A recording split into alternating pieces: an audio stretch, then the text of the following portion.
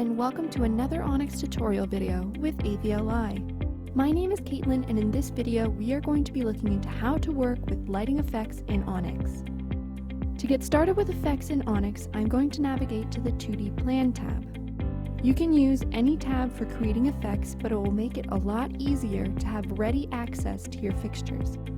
The reason I am going to use my 2D plan as well is so that you can see what my effects look like after I make them. To start, I am going to select the lights I want to make an effect for. So, grabbing all of my lights, I am going to set their base to 50% intensity.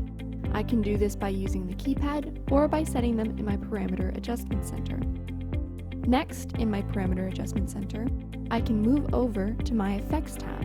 In this tab, there are 4 different sections to adjust. Let's start with the swing. This adjusts how far the parameter will move away from the base setting for that preset. I set my base intensity to 50%, so with the swing set to 100%, it will move 50% up and 50% down. Which said another way, starting at 50% intensity, the effect will move up to 100% and back, and then down to 0% and back. The path the intensity will take is determined by the effects mode you are in, which we will address in a moment. The speed is what will bring this effect to life. As I increase the intensity, the effect starts to show itself on the lights in the center of my screen. Obviously, the effect will move faster and faster as I increase the speed. The mode will adjust what the effect looks like. Let me show you. This first mode is the effect we described earlier. Up to 100%, back to center, down to 0%, and then back to center. The next effect is the same, but in reverse. It will not look different to the first one in this specific case. The next one takes the effect from the intensity base and brings it up to 100% and then back to 50%. As I click through the different effects, the lights in the center of the screen will show the difference between them. The fourth section in this tab is the multiplier, which will multiply the speed. Once the effect has been set how I want, I can now adjust the FX timing. In here, we have 2 options, Wave and Step. Wave will transition the effect smoothly. If I click the Amount 20 button at the top of this section, note that this amount will change depending on how many lights you have selected, then it will adjust the wave to 20. Now I will transition to the step option to show the difference between the 2. This is a more drastic and less smooth transition. Once I have arrived at an effect I like, I can record it in the same way that I would any cue list. I will open my keypad, hit record, and record it to any open playback box. I'm going to put it right here. I'll name it Effect 1 and record it as an override cue list. This means that I can simply put it over top of a different cue, so I can set my stage how I want and then quickly fade in or fade out an effect. Once recorded, I'm going to hit clear and then engage my yellow cue and then engage the effect I just recorded.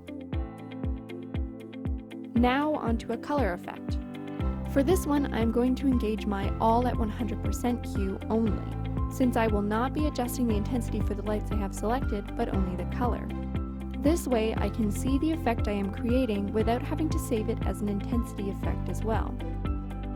Now I am going to select my Colorados because my Fresnels don't have an adjustable color parameter. I will set my green to 100% and my red and blue to 0%. And then, just like before, I will navigate to the Effects tab. I will start by setting my swing to maximum. I'm going to put the speed up to 40% and change the mode to this option. Now I have a lovely effect that switches from green to a very light blue. I can record this just like before and also save it as an override. Now if I clear everything and disengage all my cues and then just re-engage my all at 100% cue, I can show you my new color effect and how it works. You don't just have to save these as override cue lists. You can save them as any cue list that you want, really. But you can also save them as presets. If I quickly throw together another effect, I can record it and add it to my effects preset strip. This is also a great place to start with effects if you aren't interested in creating your own. One of my personal favorites is the rainbow wave. Let me show you. Now that I've recorded this effect here, I can press clear clear, and then I will select my Colorados, put them to 100%, and all I need to do is select the rainbow wave. Now in my 2D plan, you can see the lights slowly change color through the rainbow. I prefer to have them set to a wave like this though, so I'm going to go to my effects and select the Amount 10 button. Play around with the effects you already have available to you to find the ones that you really like. Those are the basics of how to use effects. The best way to get better at using effects is to practice with them and use them when you can. Find effects that you like and make a bunch of different variations. That should be all you need to know for now. Look to our later videos for a short review of what we have covered so far in this series.